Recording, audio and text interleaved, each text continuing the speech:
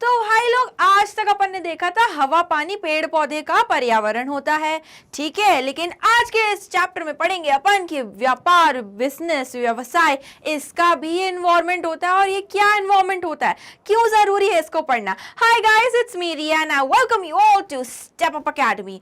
और आज के इस वीडियो में हम पढ़ने वाले हैं ये बहुत ही नन्हा सा चैप्टर, जो कि है चैप्टर 3 हमारे सिलेबस का, business environment. So without further ado, let's dive right into it.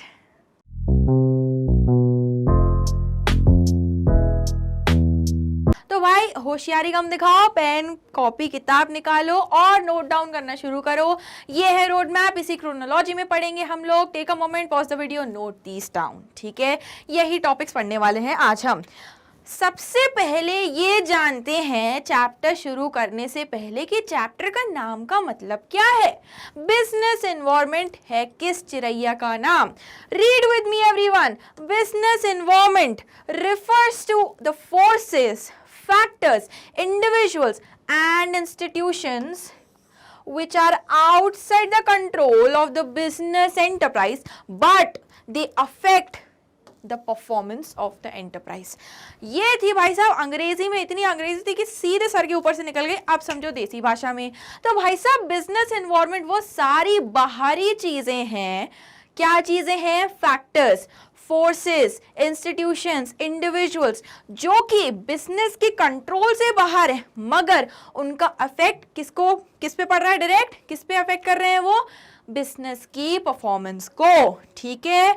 तो ऑल्दो वो हमारे कंट्रोल से बाहर हैं, but they are still affecting the performance of the enterprise. Okay, यहां देखो, बिजनेस एनवायरनमेंट प्रोवाइड करता है हमें कॉन्स्ट्रेंट्स, रेस्ट्रिक्शंस देता है कि ये बाधाएं हैं, ये नहीं कर सकते हो आप, इतने पे यू आर बाउंड, बस। और अपॉर्चुनिटीज देता है कि भाई जो बिजनेसमैन है, अगर उसने बिजनेस एनवायरनमेंट को ढंग से समझ लिया तो भाई तुम्हारी चांदी, क्योंकि तुमने समझ लिया है उसका सीक्रेट कि आने वाली अपॉर्चुनिटीज क्या है, हम उन्हें कैसे ग्रैब करें। इसको ध्यान से पढ़ो। Environment scanning refers to complete awareness and understanding of business environment. अगर बिजनेसमैन पूरे एनवायरनमेंट को समझ रहा है, किसको? कौन से एनवायरनमेंट? बिजनेस एनवायरनमेंट को। ये समझ रहा है कि आने वाले समय में क्या ट्रेंड चेंज होगा। अभी अगर मैं अपनी ऑर्गेनाइजेशन में चेंज नहीं करता हूं तो मेरी ऑर्गेनाइजेशन का क्या होगा, और अगर मैं आगे चेंज करता हूं तो क्या होगा। अगर वो ये सब कर रहा है तो वो कर रहा है एनवायरनमेंट स्कैनिंग। एक प्रोसेस है जहां पे हम एनवायरनमेंट को समझते हैं, बिजनेस एनवायरनमेंट को। इससे हमें पता चलता है कि कितना आगे हम छलांग मारेंगे, कितना आगे हम जाएंगे। कौन है हम? Business organisation. तो भाई सब लोग हो गई यहाँ पे कहानी खत्म, ठीक है। आउटसाइड फोर्सेस जो इस बिजनेसमैन के कंट्रोल के बाहर है, बट इसका जो सेटअप है, इसका जो ऑर्गेनाइजेशन है, उसको अफेक्ट कर रही हैं। ये सब होती है हमारी बिजनेस एनवायरनमेंट। लो भैया, बहुत इजी था। आगे बढ़े अपन, आगे देखें फीचर्स क्या है बिजनेस एनवायरनमेंट के। ठीक है, हमने ये तो जान लिया कि बिजनेस एनवायरनमेंट क्या है। अब इसके फीचर्स पढ़े। फीचर्स बोल लो, कैरेक्टरिस्टिक्स बोल लो, ट्रेड्स बोल लो। पहला, एक्सटर्नल फोर्सेस। ये फोर्सेस कंट्रोल में नहीं होती हैं ऑर्गेनाइजेशन के, बाहरी फोर्सेस होती हैं, ठीक है। इन पे आपका कोई कंट्रोल नहीं है। ये अनसर्टन भी होती हैं, कॉन्टिजेंट भी होती हैं और एक्सटर्नल भी होती हैं। Specific and general forces. Specific forces भी आती हैं और जनरल फोर्सेस भी आती हैं। स्पेसिफिक फोर्सेस वो फोर्सेस जो डायरेक्टली आपके बिजनेस को अफेक्ट कर रही हैं, ठीक है।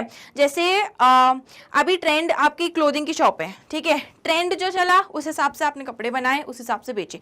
ट्रेंड चेंज, आपको अपने कपड़े चेंज करने पड़े, डायरेक्टली अफेक्ट पड़ा ट्रेंड चेंज का आपके कपड़ों पे, आपकी क्लोथिंग लाइन पे, आपकी एंटरप्राइज पे, आपने कपड़े बदल दिए, ठीक है, नए ट्रेंड के हिसाब से। अब जनरल फोर्सेस वो होती हैं जो ब्रॉडली प्रेजेंट हैं, वो इनडायरेक्टली हमारे बिजनेस को अफेक्ट कर रही हैं। कैसे? वेस्टर्न कल्चर का इन्फ्लुएंस बढ़ता जा रहा है, सोशल मीडिया है, ठीक है, समथिंग समथिंग ये सब बढ़ रहा है अपनी कंट्री में अब। तो उससे इन्फ्लुएंस होके बच्चे क्या कर रहे हैं कि उनका फास्ट फूड खाना है, क्योंकि क्या, इंस्टाग्राम पे पिक्चर डालनी है। तो वेस्टर्न कल्चर का इन्फ्लुएंस इंडियन किड्स पे हो रहा है। इंडियन किड्स अब अफेक्ट हो रहे हैं क्योंकि अब उन्हें फास्ट फूड खाना है, तो फास्ट फूड वाले अब ज्यादा चलेंगे। इनडायरेक्टली अफेक्ट हुआ इनका ऑर्गेनाइजेशन। तो जनरल हो सकती है और स्पेसिफिक फोर्सेस भी हो सकती हैं। किसमें? बिजनेस एनवायरनमेंट में। अनसर्टेनिटी, अभी बोला भाई कि कुछ पक्का नहीं रहता है, क्या होने वाला है। अगर आप अंदाजा सही लगा लो तो आपकी जीत है, वरना आपका बिजनेस ठप। ठीक है, तो everything is contingent, everything depends on the situation that prevails at that time. Future में क्या होगा किसी को नहीं पता, लेकिन फ्यूचर की प्रिपरेशन आप कर सकते हो अगर आपने अच्छी एनवायरमेंट स्कैनिंग करी। Business environment is always uncertain, क्या होने वाला है, ट्रेंड कैसे चेंज होगा, टेस्ट एंड प्रेफरेंसेस कैसे चेंज होंगे, क्या इनोवेशन आएगा टेक्नोलॉजी में, याडा याडा याडा, ये सब अनसर्टन होता है, राइट। डायनेमिक, ओ भाई, business environment is ever changing, हमेशा इसमें बदलाव आते रहते हैं। कभी इनोवेशंस आएंगे, कभी ऑपरेशंस, कभी प्रोडक्शन के बेस में इनोवेशंस आ रहे हैं, कभी आपका प्रोडक्ट में ही इनोवेशन आ रहा है, कभी क्या हो रहा है आपका प्रोडक्ट आउटडेटेड हो गया है। ठीक है, अभी जाके बनाने लगोगे ब्लैक एंड व्हाइट टीवी, कोई नहीं खरीदेगा आपसे, विंटेज कह के भी नहीं खरीदेगा। क्यों? क्योंकि आपका फ्लैट स्क्रीन, एलईडी, एलसीडी, इन सब का टाइम चल रहा है, आप बना रहे हो ब्लैक एंड व्हाइट। ठीक है, तो ये एवर चेंजिंग होता है business environment, external force, factors बदलते रहते हैं समय के साथ, ट्रेंड के साथ, लोगों के साथ। ओके, कॉम्प्लेक्स, अब इतने सारे एलिमेंट्स इन्वॉल्व है ना कि इसको समझना बहुत कॉम्प्लेक्स है। और अगर आपने इसको समझ लिया कि भाई हम तो प्रो है बिजनेस एनवायरनमेंट को समझने में, तो आप बोल रहे हो झूठ। क्यों? क्योंकि आप प्रो हो ही नहीं सकते, this is all very uncertain, ये बहुत फ्यूचरिस्टिक कंसेप्ट है। ठीक है, कुछ हो सकता है, कुछ नहीं हो सकता, इट्स अ बिग गैम्बल। ठीक है, तो कॉम्प्लेक्स होता है इसको समझना। हमारा जो इन्वायरमेंट है, जनरल इन्वायरमेंट है पेड़ पौधों वाला, उसको समझना क्या है, ईजी है एज कंपेयर टू वो इन्वायरमेंट को समझना जहां पे बड़ी बड़ी organisations with human element involved है। ठीक है, ये फंक्शन करिए, ह्यूमन एलिमेंट जहां डाला भाई साहब वो अनसर्टेन हो गया, वो कॉम्प्लेक्स हो गया, क्योंकि ह्यूमन का दिमाग कोई नहीं समझ सकता, राइट। रिलेटिविटी, ये जो सारी फोर्सेस हैं ये कहीं ना कहीं किसी ना किसी तरह से एक दूसरे से रिलेटेड है, कहीं ना कहीं किसी ना किसी तरह से डायरेक्टली इनडायरेक्टली हमारे बिजनेस को अफेक्ट करती हैं। ये थे हमारे फीचर्स किसके, बिजनेस एनवायरनमेंट के। Take a moment, write them down. Next, अब ये है अपना इंपॉर्टेंट टॉपिक, इंपॉर्टेंस क्या है बिजनेस एनवायरनमेंट की। हम पढ़ क्यों रहे हैं भैया, ये चैप्टर डाला क्यों है, हमारे पास अकाउंट्स और इकोनॉमिक्स से इतने चैप्टर पढ़े हैं, बिजनेस खत्म हो नहीं रहा और ये डाले जा रहे चैप्टर। तो इसीलिए डाला है क्योंकि, जल्दी पढ़ो साथ में, it enables the first to identify opportunities and getting the first mover advantage. पहला बंदा, पहला बिजनेसमैन जिसने इसको समझ लिया, जिसने ढंग से इसको पढ़ लिया, स्टडी कर लिया, वो फर्स्ट मूवर एडवांटेज पा सकता है, अपॉर्चुनिटी ग्रैब कर सकता है। ये फर्स्ट मूवर एडवांटेज क्या चीज है, आप पहले हो स्ट्रीम में, क्या होगा, आपके प्रोडक्ट की डिमांड होगी क्योंकि कोई कंपटीशन ही नहीं है, आप जो प्राइस मांगोगे वो मिलेगा क्योंकि कंपटीशन नहीं है। ठीक है, तो अगर आपने बिजनेस एनवायरनमेंट को ढंग से समझ लिया तो आपको फर्स्ट मूवर एडवांटेज मिलेगा। ठीक है, आप इंडस्ट्री में पहले इंसान होगे जो उस तरह का काम कर रहे होगे, राइट। जैसे कोविड आया था तो ऑनलाइन ग्रोसरीज एकदम से शूट अप हुई थी, तो एक इनोवेटिव तरीका निकाल दिया उन्होंने कि हम आपके डोर स्टेप पे ग्रोसरीज लेके जाएंगे। ठीक है, जो पहले आए, ग्रोफर्स वगैरह इतने पॉपुलर क्यों हुए, क्योंकि ये लोग पहले आ गए थे, इन्होंने बिजनेस एनवायरनमेंट को समझा कि भाई सब घर बैठेंगे, सब मोबाइल चलाएंगे, ग्रोसरी बाहर जाके कोई लेकर नहीं आ सकता, तो हम क्या करें, हम ऐप निकाल देते हैं, गजब का प्लेटफॉर्म निकाल देते हैं, नेटवर्क बना देते हैं, आपके डोर स्टेप पे आपको मिलेगी सब्जी। अभी भी आ रहे हैं ऐप्स, क्योंकि वो उस समय नहीं आ पाए, उन्होंने फर्स्ट मूवर एडवांटेज नहीं ग्रैब किया, क्योंकि उन्होंने बिजनेस एनवायरनमेंट को स्टडी नहीं किया, वो इतने पॉपुलर नहीं हो पाए। ओके, पहला हो गया इंपॉर्टेंस, इसीलिए इंपॉर्टेंट है बिजनेस एनवायरनमेंट को स्टडी करना। Next, it helps the firm to identify the threats and early warning signals. आपको फायदा ये आइडेंटिफाई करने में हेल्प कर रही है, तो नुकसान भी आइडेंटिफाई करने में हेल्प कर रहा है। कैसे?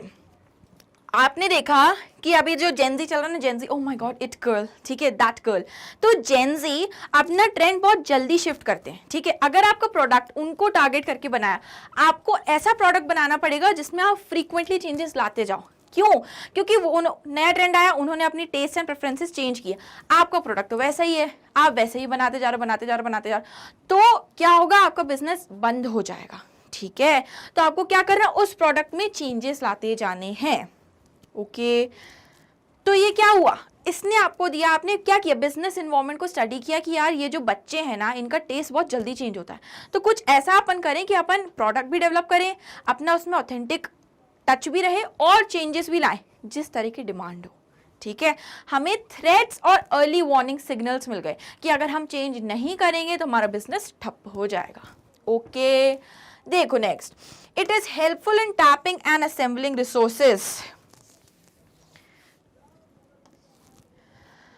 बिजनेस इन्वायरमेंट में आप बेसिकली पूरे मार्केट को स्टडी करते हो, कहाँ क्या रिसोर्स है, कहाँ क्या डिमांड है, कहाँ से हम सप्लाई करवा सकते हैं रिसोर्सेज, कहाँ क्वालिटी गजब की है, कहाँ क्वालिटी खराब है, प्राइस कहाँ पे अच्छा मिलेगा। ठीक है, तो ये बिजनेसमैन को बेसिकली एक हेल्पिंग हैंड दे रहा है, किसमें, रिसोर्सेज को कलेक्ट करने में और उन्हें असेंबल करके बेचने में। कंपटीशन को भी समझोगे ना, कंपटीशन क्या एग्जिस्ट कर रहा है बिजनेस एनवायरनमेंट में, वो भी एक फोर्स है जो अफेक्ट कर रहा है हमारी ऑर्गेनाइजेशन को। उसके प्राइस को समझो, उसके प्रोडक्ट को समझो। ठीक है, उस हिसाब से प्रोडक्ट बनाओ, उस हिसाब से उसका प्राइस तय करो, फिर लॉन्च करो अपना प्रोडक्ट। अगर आपने बढ़िया कर लिया तो आपके प्रोडक्ट की डिमांड बढ़ेगी और आपका बिजनेस चलेगा।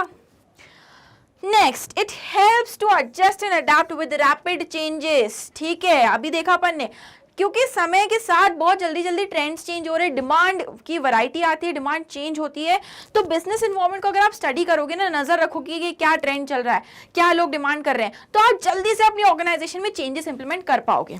नहीं करोगे तो बिजनेस टॉप। ठीक है, it assists in planning and policy making, किस तरह से हम अपनी ऑर्गेनाइजेशन को किस डायरेक्शन में ले जाएं, क्या टारगेट सेट करें, क्या पॉलिसीज लाएं जिससे एम्प्लॉयज भी खुश रहें, नया प्रोडक्ट भी बने और डिमांड भी हो हमारे प्रोडक्ट की मार्केट में। ये सब कौन हेल्प कर रहा है, बिजनेस एनवायरनमेंट। नेक्स्ट देखो, इंप्रूवमेंट इन परफॉर्मेंस। अरे भैया, इतनी सारी चीजों में जब अगर हेल्प कर रहा है तो ऑब्वियसली आपकी ऑर्गेनाइजेशन इंप्रूव करेगी। कैसे, एफिशिएंटली, कम से कम रिसोर्सेज में, कम से कम कॉस्ट में ज़्यादा से ज़्यादा प्रॉफिट आप कमा पाओगे।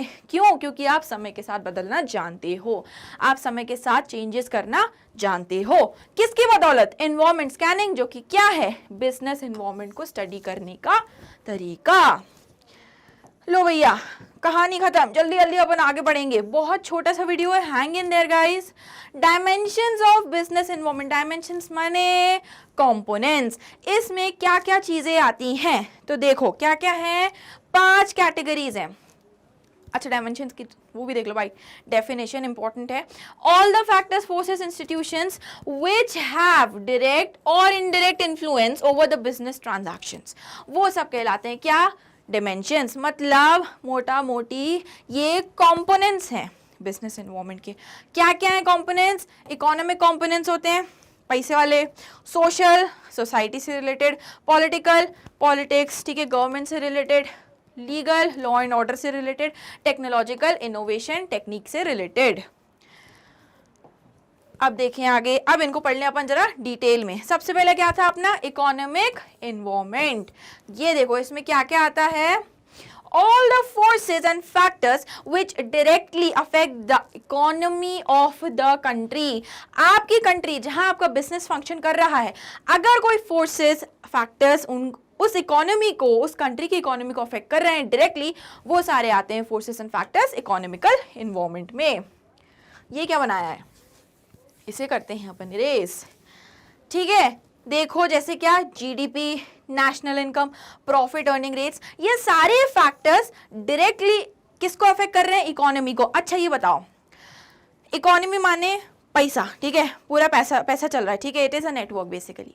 तो अब अगर इकोनॉमी को अफेक्ट कर रहा है तो आपका बिजनेस जो कि इकोनॉमी के अंदर एग्जिस्ट कर रहा है उसको इफेक्ट नहीं करेगा क्या, बिल्कुल करेगा। डायरेक्ट इनडायरेक्ट हमारे बिजनेस पे इफेक्ट आएगा इन सारे फैक्टर्स का। ओके, इसके कुछ एस्पेक्ट्स देखो यहाँ पे।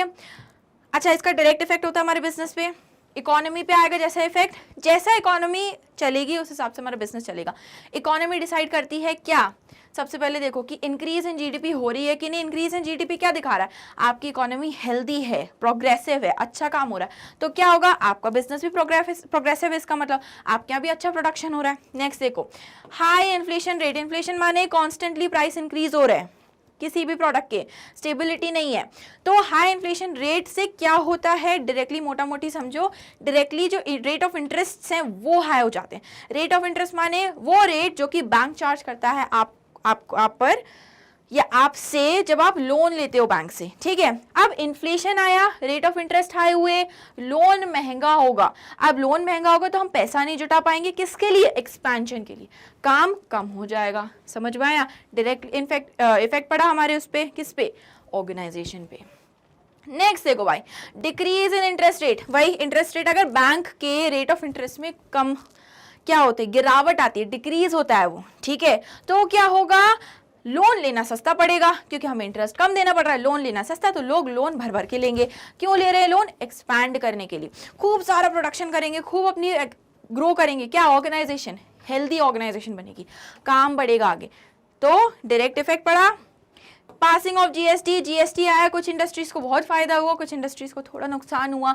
सब ऑर्गेनाइज हो गए, सिस्टमैटिक हो गया, माथापच्ची हटा दी गई, ठीक है। तो इससे क्या हुआ? हमारा प्रोडक्शन बढ़ा, हम और प्रोडक्टिव चीज़ों में दिमाग लगा पाए, टैक्सेस कम हो गए, एक ही टैक्स लग रहा है अब। तो क्या हुआ? हम उस मनी को जो हमने थोड़ा सेव किया था, जैसे अभी इनपुट टैक्स क्रेडिट का सिस्टम आया, अपन ज़्यादा टेक्निकलिटीज़ में नहीं जाएंगे क्योंकि अपन को ये पढ़ना है। इनपुट टैक्स क्रेडिट जो था उससे हमारा पैसा बचा, तो उस पैसे को हमने और प्रोडक्टिव एक्टिविटीज़ में लगाया, फ़ायदा हुआ, हमें डायरेक्ट इफेक्ट पड़ा। डिमोनेटाइजेशन, डिमोनेटाइजेशन जब हुआ था तब भयंकर नुकसान हुआ लोगों को। क्यों? क्योंकि बहुत सारा पैसा ऐसा था जो कि वो अब यूज़ नहीं कर पा रहे थे, नुकसान हुआ, ठीक है। तो ये क्या हुआ? Economical environment. नेक्स्ट देखिए अपन, नेक्स्ट इज सोशल इन्वायरमेंट। आपका बिजनेस भैया फंक्शन कर रहा है सोसाइटी में, ठीक है। आप सोसाइटी से ले रहे हो रिसोर्सेज, उसको कुछ दे रहे हो, रिसोर्सेज ले रहे हो तो उसका एनवायरनमेंट समझना भी तो इंपॉर्टेंट है ना। तो इसमें क्या फोर्सेज आती हैं? कस्टम्स एंड ट्रेडिशंस जो कि सोसाइटी में प्रिवेल कर रही हैं। ट्रेंड्स, जो हम ट्रेंड्स कहते हैं ना, कि क्या ट्रेंड चल रहा है यार, वैसा अपन डिमांड वाला प्रोडक्ट बनाते हैं। क्या डिमांड है यार मार्केट में? तो डिमांड की बात कर रहे हो ना आप, सोशल इन्वायरमेंट की बात कर रहे हो, लोगों का इन्वॉल्वमेंट, ठीक है। In which the business is existing, it includes, देखो क्या है? Standard of living. क्या आप ऐसी सोसाइटी में एग्जिस्ट कर रहे हो जहाँ पे बहुत हाई क्लास लोग रह रहे हैं, जहाँ पे लोगों के पास अंधा पैसा है, ठीक है, वो कैसा खर्च करेंगे? लग्जूरियस प्रोडक्ट्स पे खर्च करेंगे। आप वैसा प्रोडक्ट बनाओ। आप सब स्टैंडर्ड क्वालिटी का प्रोडक्ट बनाओगे, कोई नहीं खरीदेगा आपसे। लग्जूरियस क्वालिटी बनाओ, महंगा, गुच्ची, लुई वुइटन, ये सब बिकेगा वहाँ पे, ठीक है। वहाँ पे अपना अपन जो खरीदते हैं वो नहीं बिकेगा, क्योंकि अपन मिडिल क्लास है, ठीक है। Taste and preferences, taste and preferences देखो, ऐसी जगह एग्जिस्ट कर रहे हो मॉल में, ठीक है। गेम जोन के पास, गेम जोन के पास क्या बिकेगा? आइसक्रीम्स, ठीक है, कैंडीज, बर्फ की गोली, ये सब। वहां जाके ना तुम एडल्ट्स की कैफीन वाली कॉफी बेचने लगे ना, तुम्हारा बंद हो जाएगा बिजनेस। क्यों? क्योंकि तुमने टेस्ट एंड प्रेफरेंसेस के अकॉर्डिंग सोशल एनवायरनमेंट को समझा ही नहीं। लो भैया, डम हो क्या, ठीक है। तो इसका इफेक्ट क्या पड़ता है? लॉन्ग रन में पड़ता है। इमीडिएट इफेक्ट नहीं दिखेगा, बड़ी खुश खुश जाओगे, सेटअप करोगे बहुत शानदार, लेकिन ना लॉन्ग रन में हमारा चल ही नहीं रहा, चल ही नहीं रहा, चल ही नहीं रहा। क्यों? क्योंकि हम ट्रेंड के हिसाब से चल ही नहीं रहे हैं। यहाँ देखो डिमांड फॉर, अब देखो एस्पेक्ट्स हैं ये, demand for reservation in jobs of minority and women. Women का एग्जांपल लेके समझो, आपने बोला कि अब हर ऑर्गेनाइजेशन में विमेन का इतना इतना % एम्प्लॉयमेंट होना जरूरी है। अब आपने क्या किया? विमेन को एम्प्लॉय किया। अब विमेन ऑफिस आएंगी, सुंदर बन के आएंगे, अच्छा मेकअप वगैरह किया, ठीक है, कपड़े पहन के एकदम फैंसी। तो अब क्या हुआ? जो मेकअप के बिजनेसेस हैं वो टेकअप करेंगे, जो कपड़ों के बिजनेसेस हैं वो टेकअप करेंगे, शूज वो टेकअप करेंगे। विमेन को और एम्प्लॉय कर रहे हो तो आपको टेक्नोलॉजिकल एडवांसमेंट्स भी करने पड़ेंगे, आपको और सेटअप्स खरीदने पड़ेंगे, सिस्टम्स खरीदने पड़ेंगे। तो जो कंप्यूटर वाले स्टोर्स हैं उनका बिजनेस टेकअप हुआ। लॉन्ग इंपैक्ट में डायरेक्ट इफेक्ट पड़ा, ठीक है। Demand for automatic machines and luxury items in middle class families. अभी middle class families are not typically middle class, सबके पास पैसा आ रहा है, ठीक है। तो अगर उनमें डिमांड बढ़ेगी लग्जूरियस आइटम्स की, आजकल हर कोई वैलेंटिनो का बैग खरीद रहा है, वो छोटा सा नहीं आता, इतना सा है ना, जो लिजो ने लिया था, तो वो नन्ना सा आजकल हर कोई खरीदना चाह रहा है, ठीक है, कितना ही महंगा हो। तो अगर लग्जूरियस प्रोडक्ट्स की डिमांड आ रही है तो बिजनेस पे लॉन्ग टर्म का, लॉन्ग रन का इफेक्ट पड़ेगा। क्योंकि आज 2-3 मिडिल क्लास फैमिलीज ने खरीदा, अब उनका देख के जो बाकी मिडिल क्लास फैमिलीज हैं उनके भी मन में आए यार अपन भी तो ऑलमोस्ट सेम कमा रहे हैं, तो अपन क्या करते हैं, सेविंग करते हैं और अगले महीने खरीदेंगे। ऐसे ऐसे सोच सोच के लॉन्ग रन में बिजनेस को फायदा होगा, इमीडिएट इफेक्ट नहीं, लॉन्ग रन में, क्योंकि लोगों ने ट्रेंड बनाया, social environment.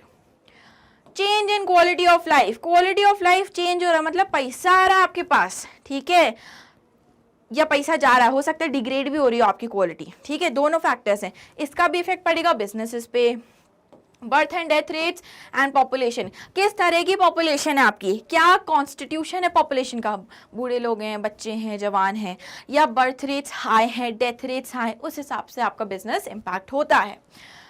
Traditions, customs, habits of people, अब जैसे दिवाली का टाइम आया, दिवाली के टाइम पे जो भी दिवाली से रिलेटेड बिजनेसेस हैं, फायर क्रैकर्स हुए, मिठाई वाले हुए, इन सबका बिजनेस चलता है, ठीक है। अब दिवाली के टाइम पे रंग बेच रहे हो आप, भाई साहब होली है, तो लोग आपको कहेंगे आप पागल हैं, आप बिजनेस बंद कर दें अपना, ठीक है। तो सोशल एनवायरमेंट समझना इज इम्पोर्टेंट। लो भैया, दूसरा डायमेंशन हो गया, दूसरा कॉम्पोनेंट। तीसरा देखो जल्दी जल्दी हो रहा है ना, hang in there. Political environment, ओ भाई पॉलिटिक्स समझ में आ गया, क्या पढ़ना फिर भी पढ़ लो। All factors related to government affairs like type of government and power, किस टाइप की गवर्नमेंट है, किस तरह की फिलॉसफी फॉलो कर रही है वो, एटीट्यूड ऑफ गवर्नमेंट, किस सेक्टर को एनकरेज कर रही है, क्या खादी ग्राम उद्योग चल रहा है, क्या स्वच्छ भारत अभियान चल रहा है, किस तरह का प्रोग्राम, किस तरह का एटीट्यूड रख रही है कि हमें विमेन एम्पावरमेंट करना है, ले भैया ले झंडा, ठीक है। Different groups of societies etcetera, society के अलग अलग, क्या हाई क्लास को सपोर्ट कर रही है, लोअर मिडिल क्लास को सपोर्ट कर रही है, पावर्टी लाइन के नीचे वाले लोगों को सपोर्ट कर रही है, ये सब कहाँ आएगा, ये सारे factors. Policies, programmes political environment बनाते हैं, ठीक है। कुछ एस्पेक्ट, अच्छा इसका क्या होता है, direct effect, direct and immediate effect पड़ता है। क्यों भैया, समझो, कोई गवर्नमेंट ने पॉलिसी निकाली जो हमारे बिजनेसेस को फायदा कर रही है, क्या निकाली कि भाई इंडस्ट्रियलाइजेशन को हमने टेकअप कराना है, तो ये नया प्रोग्राम आ रहा है कि इससे हम और फंड्स देंगे मतलब पैसा आएगा, ग्रो करेगा बिजनेस, हमारे बिजनेस को फायदा। डायरेक्ट और इमीडिएट, तुरंत इफेक्ट पड़ता है हमारे बिजनेस पे, ओके। स्वच्छ भारत अभियान, देखो एस्पेक्ट्स देखो, कुछ एग्जांपल्स इसके। स्वच्छ भारत अभियान है बीजेपी का, ठीक है। स्वच्छ भारत अभियान, अब देखो जैसे जो बिजनेसेस थे जो गार्बेज टिपर्स बना रहे हैं, ठीक है, या झाड़ू बना रहे हैं, ठीक है, फिनाइल बना रहे हैं, वो टेकअप करके डायरेक्टली टेकअप करें।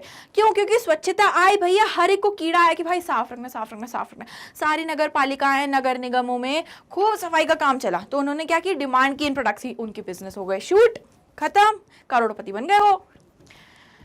Political stability encourages business enterprises to invest in long term projects. अब देखो आपके यहाँ पॉलिटिकल स्टेबिलिटी है, एक पार्टी है जो कई सालों से है पावर में, अच्छा चला रही है कंट्री को, तो क्या होगा, फॉरेन इन्वेस्टमेंट्स को आप इनवाइट कर पाओगे कि हमारे यहाँ का जो पॉलिटिकल सिस्टम है that is really stable, you guys can come and invest long term projects के लिए। आप कोई भी इन्वेस्टमेंट कर लो, प्रॉपर्टी, रियल एस्टेट, ठीक है, सब कुछ स्टेबल है, करेंसी में उछाल गिराव एकदम फास्ट नहीं आता है, ठीक है। Government is very good. Next, तो रियल एस्टेट वालों का बिजनेस टेकअप होगा। कॉन्स्टिट्यूशन ऑफ द कंट्री का कॉन्स्टिट्यूशन किस तरह की पॉलिसीज, किस तरह का फ्रेमवर्क दे रहा है, उस पर भी डिपेंड करता है कि किस तरह से हमारा बिजनेस फ्लरिश करेगा। Foreign policy of the government किस तरह की, क्या बहुत टाइट है, जैसे अपने एक्सपोर्ट पे ना 0% वो है, क्या है, जीएसटी, इंपोर्ट पे है तगड़ा, तो गवर्नमेंट ये कहती है कि भाई एक्सपोर्ट करो, अपने यहाँ बना के बाहर बेचो, ठीक है, तो बाहर का पैसा भी अपने अंदर आएगा, कहाँ आएगा, अंदर का कंट्री में आएगा। और ये भी कहती है कि इंपोर्ट मत करो, बाहर से मत खरीदो, क्यों खरीदना है, तो मैं हम रिसोर्स दे रहे हैं ना, बनाओ यहीं पे, यहाँ का बना के बाहर बेचो, ठीक है। लो भाई, तीसरा डायमेंशन खत्म, 2 और बचे हैं, जल्दी से करें अपन। तो लीगल एनवायरनमेंट, लीगल मतलब लॉ एंड ऑर्डर। अब देखो, it is essential for every business to have knowledge of rules and regulations framed by the government since it has to obey the land of the law. भैया आप India में काम कर रहे हो, law follow कर रहे हो यूएस का, उनके रूल्स रेगुलेशंस फॉलो करो, ऐसे नहीं चल पाओगे आपको जेल में डाल दिया जाएगा, नहीं ऐसा नहीं चलेगा, ठीक है।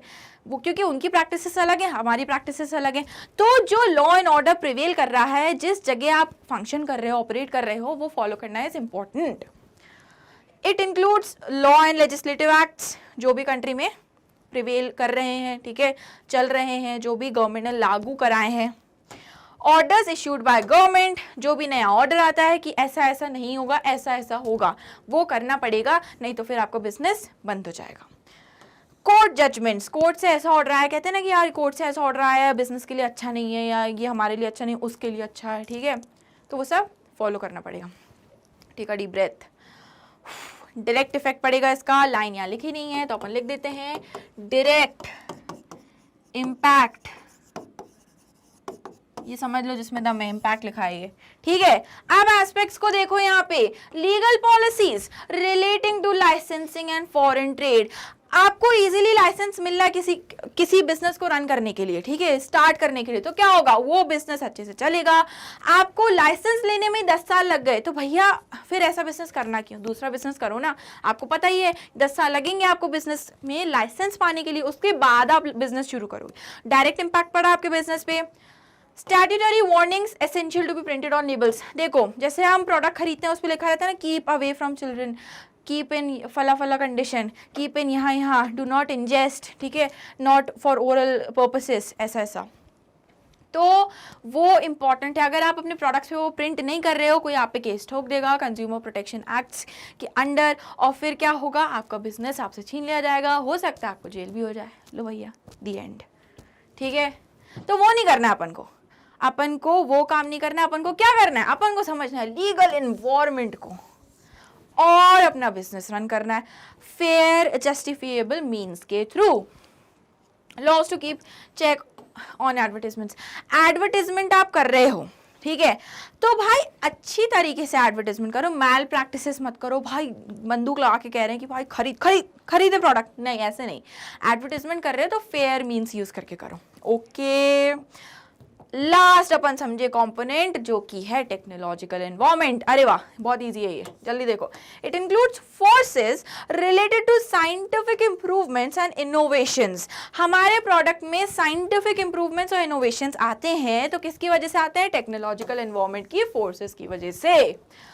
that provide new ways of production of goods and services and new ways of operation। Company किस तरह से ऑपरेट कर रही है, किस तरह से हम एम्प्लॉयज को खुश रखेंगे। आजकल स्लीपिंग पॉड्स का बड़ा वो चला है ना, फैशन।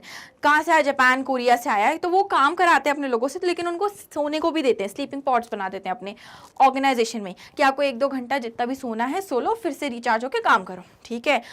तो क्या हुआ, ये टेक्नोलॉजिकल एनवायरनमेंट की वजह से ये चेंज आया, ठीक है। अब हमारे इनोवेशन देखो, एप्पल निकाल रहा भैया, हर साल निकाल रहा है। अब अगले साल से हो सकता है 2-2 फोन निकाले वो हर साल, ठीक है। तो क्या कर रहा है वो, टेक्नोलॉजिकल इनोवेशन लाता है, टेक्नोलॉजिकल एनवायरनमेंट को समझता है कि किस तरह की टेक्नोलॉजिकल डिमांड होने वाली है, उस हिसाब से अपने प्रोडक्ट में चेंज लाता है, उसका गजब का प्राइस चार्ज करता है और लोग पागल हो जाते हैं। जैसे मोबाइल आया, अरे भैया सोल्ड आउट हो रहा है स्टोर्स पे, मिल ही नहीं रहा, ठीक है।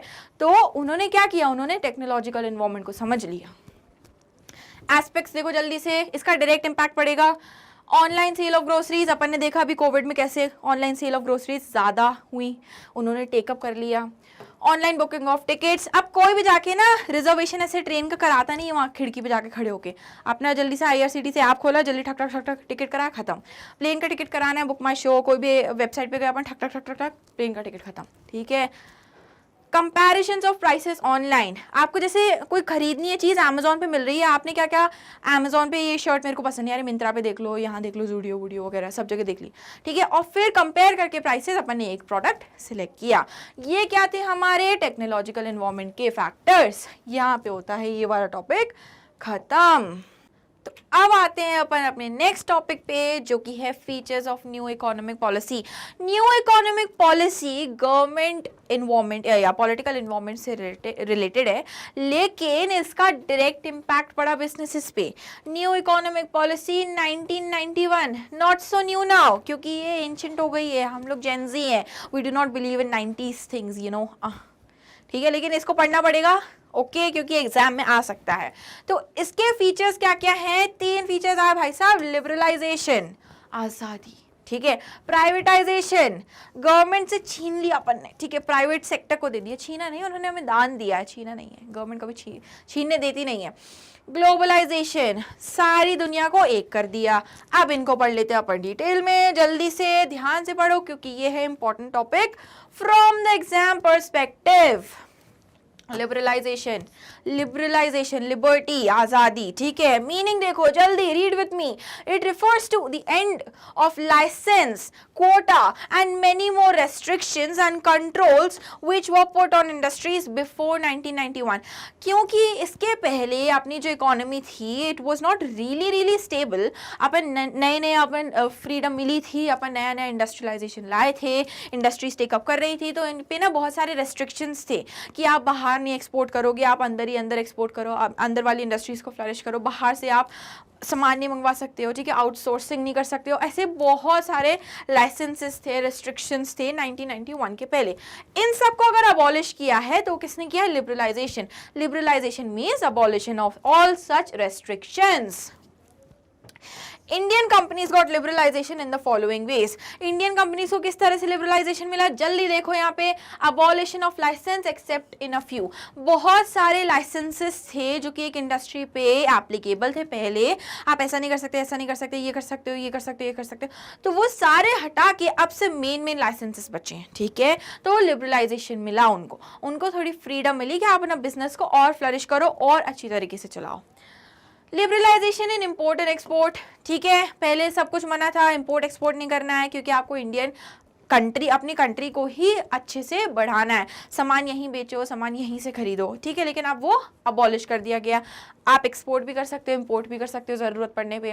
Freedom in movement of goods and services, inter state movement easy हो गया, ठीक है, आप even inter continent, inter country कर सकते हो। लिबरल जो इंडियन कंट्रीज थी उनको इस तरह से लिबरलाइजेशन मिला। Freedom in fixing of prices of goods and services, पहले गवर्नमेंट तय करती थी या जो भी मार्केट फोर्सेस हैं वो तय करती थी प्राइसेस, ठीक है, प्रोडक्ट की। अब ये बिजनेस ओनर्स को जो प्राइस सेट कर रहा है प्रोडक्ट की, उसको मिल गया पूरा राइट कि वो अपने प्रोडक्ट को किस प्राइस पे बेचेगा, क्योंकि हर टाइप का बंदा, हर टाइप का कस्टमर अवेलेबल है मार्केट में। ओके, नेक्स्ट प्राइवेटाइजेशन, चीजों को प्राइवेट करना, ठीक है, जल्दी read with me. It refers to giving greater role to private sector. Private sector मतलब वो सेक्टर जो कि इंडिविजुअल्स रन कर रहे हैं, not government. And reducing the role of public sector, government का रोल, गवर्नमेंट का इंटरफियरेंस, इन्फ्लुएंस को हटाना, प्राइवेट सेक्टर को एनकरेज करना कि आप संभालो सब कुछ। ये जो चाबी होती है ना, सास दे देती बहू को, ले बेटी तू संभाल, आज से ये तेरी जिम्मेदारी, तो पब्लिक सेक्टर ने अपनी बेटी प्राइवेट सेक्टर को दे दी चाबी घर की, ले भैया जा संभाल, ठीक है। To execute policy of privatisation government took the following steps. किस तरह से किया इंडियन गवर्नमेंट ने? डिसइन्वेस्टमेंट ऑफ पब्लिक सेक्टर, मतलब पब्लिक सेक्टर ने जो अपनी प्रॉपर्टीज थी उन्होंने ट्रांसफर कर दी वो सारी प्रॉपर्टी। डिसइन्वेस्टमेंट, इन्वेस्टमेंट मतलब पैसा लगाना, डिसइन्वेस्टमेंट मतलब पैसा निकाल लेना, कि ये जो हमारी यूनिट्स हैं ये आप रखो। कौन रखो? प्राइवेट सेक्टर, ठीक है। डिसइन्वेस्टमेंट किया उन्होंने। Setting up of board of industrial and financial reconstruction, BIFR, इसका क्या रोल था? टू रिवाइव और क्लोज सिक यूनिट्स, ऐसी यूनिट्स जो पैसा खा रही हैं, उससे कुछ प्रोडक्टिव हो ही नहीं रहा, रिजल्ट्स दे ही नहीं रही, सिक यूनिट्स है वो, तो उनको या तो रिवाइव करो, जिंदा करो, या फिर उन्हें बंद कर दो, शट डाउन कर दो। In public sector enterprises suffering loss, जिन्हें लॉस हो रहा है, okay. Dilution of state of the government, अब देखो यहाँ पे क्या लिखा है, फिर से रीड करो। It is okay, if in the process of disinvestments private sector acquires more than 51% shares, then it results in transfer of ownership and management to the private sector. अच्छा भाई साहब, इतनी अंग्रेजी कभी पढ़ी नहीं, समझ में आया नहीं, तो समझा रहे हैं प्यारे बच्चों, समझो। Dilution of state of the government, ठीक है। अगर डिसइन्वेस्टमेंट करते टाइम जब जो प्राइवेट सेक्टर है उन्होंने शेयर्स में खरीदा, ठीक है, एक प्रॉपर्टी थी उसको दो शेयर्स में बांट दिया, एक पब्लिक सेक्टर का, एक प्राइवेट सेक्टर का। अगर प्राइवेट सेक्टर वाली पार्टी ने 51% से ज़्यादा शेयर्स लिए हैं किसी यूनिट के, किसी पब्लिक सेक्टर अंडरटेकिंग के, तो उसकी पूरी ओनरशिप ट्रांसफर हो जाएगी किसको? प्राइवेट सेक्टर वाले को। समझ में आया?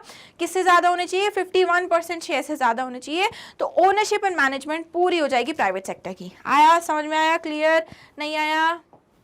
फिर से रिवाइंड करो वीडियो, दोबारा नहीं समझाएंगे। ठीक है, अब देखें अपन ग्लोबलाइजेशन। ग्लोब आ रहा है, कुछ समझ में आ रहा है? ग्लोब पूरी दुनिया को एक कर दिया, क्योंकि इतने सारे रेस्ट्रिक्शंस थे बिफोर 1991, यहाँ नहीं जाना, बॉर्डर क्रॉस नहीं करना, गुड्स यहाँ नहीं जाएंगी, यहाँ बिजनेस नहीं कर सकते, इनके साथ बिजनेस नहीं कर सकते, ये सब हटा दिए तो पूरी दुनिया एक हो गई।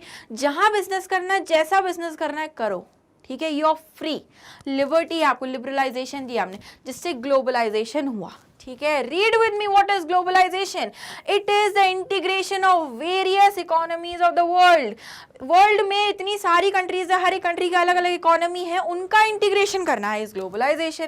Till 1991 Indian government was following strict policy in regard to import. बाहर से सामान नहीं आना है, बिल्कुल ही नहीं आना, कतई नहीं आना। 1991 के पहले था ये किस्सा। एंड फॉरेन इन्वेस्टमेंट, और फॉरेन इन्वेस्टमेंट भी नहीं होगा in regard to licensing of imports, tariff restrictions, etc. But after new policy, government adopted policy of globalization by taking the चलो देखो भाई साहब, बहुत सारी इंग्लिश थी है, फिर से हजम नहीं हुई, ठीक है। समझो, ग्लोबलाइजेशन मतलब टैरिफ्स, जो भी लाइसेंसेस हैं, रेस्ट्रिक्शंस है, इनको अबॉलिश करा आपने किसमें, लिबरलाइजेशन में। ग्लोबलाइजेशन में इस अबॉलिशमेंट की वजह से जो भी इंटीग्रेशन हुआ है, जो भी साथ आई हैं इकोनॉमीज, उसे कहते हैं हम ग्लोबलाइजेशन, ठीक है। तो ग्लोबलाइजेशन में अच्छा ये कंसेप्ट यहाँ देखो, यहाँ पे समझ में आएगा किस तरह से ग्लोबलाइजेशन हुआ इंडिया में। Import liberalisation. अब जो कंपनीज, जो ऑर्गेनाइजेशंस, जो बिजनेसेस थे जो रुके हुए थे क्योंकि वो इंपोर्ट नहीं कर पा रहे थे बाहर की टेक्नोलॉजी, जापानीज टेक्नोलॉजी बेस्ट है, लेकिन 1991 के पहले रेस्ट्रिक्शन था कि आप इंपोर्ट नहीं कर सकते, वहाँ से टेक्नोलॉजी खुद इन्वेंट करो। अरे भाई साहब, रिसोर्स नहीं, कहाँ से इन्वेंट करेंगे। अब 1991 के बाद न्यू इकोनॉमिक पॉलिसी आई जिसने बोला कि हाँ अब आप इंपोर्ट कर लो, ठीक है। अब उन्होंने इंपोर्ट किया तो इंपोर्ट पे लिबरलाइजेशन मिल गया उनको, ग्लोबलाइजेशन हुआ। दोनों ने हाथ मिलाए, दोनों ने साथ में काम किया, प्रॉफिट कमाया, वाला वाला, ठीक है। फॉरेन एक्सचेंज रेगुलेशन एक्ट, फेरा, ठीक है। फेरा, फेरा अपन बहुत सुनते हैं ना, इतना भी नहीं सुनते हैं, सुनते हैं लेकिन फेरा सुना हुआ है। तो फॉरेन एक्सचेंज रेगुलेशन एक्ट्स, ऐसे बहुत सारे एक्ट्स निकाले गवर्नमेंट ने जो कि ग्लोबलाइजेशन को एनकरेज करते थे। आप फॉरेन में क्या ट्रेड कर रहे हो, ठीक है, ट्रेड पे वो मॉनिटर कर रही है गवर्नमेंट, लेकिन उसको लिबरल कर दिया कि हाँ कर सकते हो आप इन्वेस्टमेंट, फॉरेन इन्वेस्टमेंट करना, अपने यहाँ पे कमा के बाहर कहीं आप खर्च कर रहे हो, बाहर इन्वेस्ट कर रहे हो, प्रॉपर्टीज खरीद रहे हो, वो भी कर सकते हो आप। ऐसा पहले नहीं था, इसको कुछ एक्ट्स रेगुलेट कर रहे हैं, एनकरेज कर रहे हैं ये सारी चीजें, ठीक है। जैसे कि फेरा, रैशनलाइजेशन ऑफ टैरिफ स्ट्रक्चर, जो भी टैरिफ स्ट्रक्चर था उसको रैशनलाइज किया। बहुत हेफ्टी टैरिफ्स अब चार्ज नहीं करे, बहुत ज़्यादा टैरिफ्स अब गवर्नमेंट चार्ज नहीं करती है। Abolition of export duty, export पे तो बिल्कुल ही नहीं है अब टैक्स, ठीक है, कोई ड्यूटी देनी नहीं। क्यों? क्योंकि इससे क्या होगा, एक्सपोर्ट कर रहे हो मतलब बाहर का पैसा भी अंदर आ रहा है कंट्री के, ठीक है, अपनी इकोनॉमी हेल्दी और अपनी इकोनॉमी ग्रो करेगी, ठीक है। Reduction of import duty, import duty है क्योंकि आप देखो इंपोर्ट ड्यूटी हटा दोगे तो बाहर की चीज़ें आएंगी, आप कुछ प्रोडक्शन करोगे ही नहीं। बाहर चाइना में अच्छा चीप प्रोडक्शन हो रहा है, वहीं से मंगा रहे हैं हम, वहाँ से ना मंगाए और इंडियन प्रोड्यूसर्स खुद प्रोड्यूस करें, इसलिए होती है इंपोर्ट ड्यूटी। तो इंपोर्ट ड्यूटी है लेकिन इसे कम कर दिया, इतनी हेफ्टी नहीं है। ये हो गया अपना तीसरा feature of new economic policy, globalisation. अब देखो इसका इम्पैक्ट क्या पड़ा बिजनेसेस पे, तो सबसे पहले देखो इंक्रीजिंग कंपटीशन। ग्लोबलाइजेशन किया आपने मतलब अब एक कस्टमर पूरी दुनिया से खरीद सकता है, उसे जहां बेस्ट क्वालिटी, जहां बेस्ट प्राइस मिलेगा वहां जाएगा वो, तो कंपटीशन आपने इंक्रीज कर दिया। Need for developing human resources, human resource क्योंकि एक ऑर्गेनाइजेशन को रन कर रहे हैं, आपको इतना कंपेटिटिव बनाना पड़ेगा, उसको इतना डेवलप करना पड़ेगा कि वो बाकी कंट्रीज, बाकी इकोनॉमीज, बाकी बिजनेसेस से compete कर सके। मार्केट ओरिएंटेशन, अब ओरिएंटेशन कहाँ शिफ्ट हो गया, मार्केट फोर्सेस पे। क्या डिमांड चल रही है, सप्लाई तो ठीक है हम कर देंगे लेकिन डिमांड क्या चल रही है, मार्केट ओरिएंटेशन चेंज हो गया। Customer is the king pin now, क्यों? क्योंकि लिबरलाइजेशन, प्राइवेटाइजेशन और ग्लोबलाइजेशन आया। कस्टमर जो मांगेगा हम वो बनाएंगे, ना कि हम जो सप्लाई करेंगे वो कस्टमर मांगेगा, क्योंकि कस्टमर है बहुत चतुर, कस्टमर के पास है बहुत सारे ऑप्शंस, तुम नहीं बना रहे ठीक है रखो अपने अपने पास, हम दूसरे के पास चले जाएंगे, easy. Next, more demanding customers, अरे भैया क्योंकि इतने सारे ऑप्शंस है, इतने सारी वैरायटीज हैं उसके पास प्रोडक्ट्स के, एक बैग लेने गया था उसके पास 50-60 तरीके ऑप्शंस आ गए, तो अब वो क्या करेगा, डिमांड ज्यादा करेगा कि यार बैग में ना ये बकल होना चाहिए, ऐसी जिप होनी चाहिए, एक ये छोटा पाउच भी होना चाहिए, इस पे ऑफर होना चाहिए, ये, तो मोर डिमांडिंग कस्टमर हो जाएगा, हो गया है, हो जाएगा क्या, rapidly changing technological environment, globalisation कर दिया, लिबरलाइजेशन कर दिया, अब क्या हो रहा है, जो कंपनीज हैं वो बाहर की टेक्नोलॉजी इंपोर्ट कर रही हैं, बाहर की इंपोर्ट कर रही हैं, तो क्या कर रही हैं वो अपनी ऐड करके उसमें टेक्नोलॉजी नए इनोवेशंस ला रही हैं, बाहर वाली अपनी टेक्नोलॉजी में इनोवेट कर रही हैं। क्यों? क्योंकि वो चाह रही है उनकी टेक्नोलॉजी पूरी दुनिया में फैल जाए। Okay, loss of budgetary support to public sector. अब देखो सब कुछ आपने प्राइवेटाइजेशन कर दी, आपने पूरा प्राइवेट कर दिया है, तो वो अपना कमा रहे हैं, अपना खा रहे हैं, ठीक है, टैक्सेस दे रहे हैं, लेकिन उतने टैक्सेस नहीं आ रहे कि सफाइस हो जाए जो भी लॉस हुआ है या जो भी इनएडिक्वेसी आई है गवर्नमेंट के बजटरी फंड्स में, तो उनको लॉस हो रहा है क्योंकि उन्होंने सब कुछ क्या किया है, लो लो तुम अपना संभालो, प्राइवेट करो प्राइवेट करो प्राइवेट करो। Loss of budgetary support to public sector. इसलिए देखा होगा ना, जो पब्लिक सेक्टर ऑर्गेनाइजेशंस हैं उनको अपन कहते हैं ना कि इतनी अच्छी नहीं चल रही है, क्यों? क्योंकि यहाँ पे सिर्फ सैलरी मिल रही है, लोग अपना एफर्ट्स नहीं डाल रहे हैं, क्योंकि उनको एक्स्ट्रा कुछ इंसेंटिव नहीं मिल रहा है काम करने का। Necessity for change, dynamic environment create कर दिया है किसने? न्यू इकोनॉमिक पॉलिसी ने। एवर चेंजिंग, आप चेंज नहीं करोगे तो आपकी ऑर्गेनाइजेशन नहीं चल पाएगी, क्योंकि कंपटीशन इतना है, वो चेंज कर रहे हैं तो आप क्यों नहीं? तो need for change, necessity for change. Export a matter of survival, आप एक्सपोर्ट नहीं कर रहे हो मतलब आप सर्वाइव नहीं कर पाओगे, क्योंकि हर एक ऑर्गेनाइजेशन, हर एक बिजनेस सेम प्रोडक्ट को एक्सपोर्ट भी कर रहा है, डोमेस्टिकली भी बेच रहा है, ठीक है, तो export now has become a matter of survival. पहले ऐसा नहीं था, पहले आपको अपनी कंट्री में बेचना था।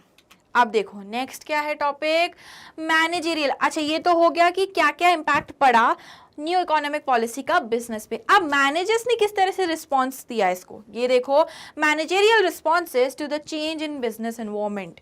सबसे पहले डाइवर्सिफिकेशन किया उन्होंने अपनी ऑर्गेनाइजेशन में, हर एक फील्ड में, भले वो प्रोडक्शन हो, वेज ऑफ ऑपरेशन हो, ह्यूमन कैपिटल, हर एक चीज में वो डाइवर्सिफिकेशन लाए। उन्होंने प्रोडक्ट्स की वैरायटी बढ़ा दी कि अब हम एक प्रोडक्ट बना रहे थे तो हम क्या कर रहे हैं, ऑप्शन दे रहे हैं कस्टमर्स को कि हमारे पास एक नहीं, हमारे पास 50 प्रोडक्ट्स है, जो लेना लो।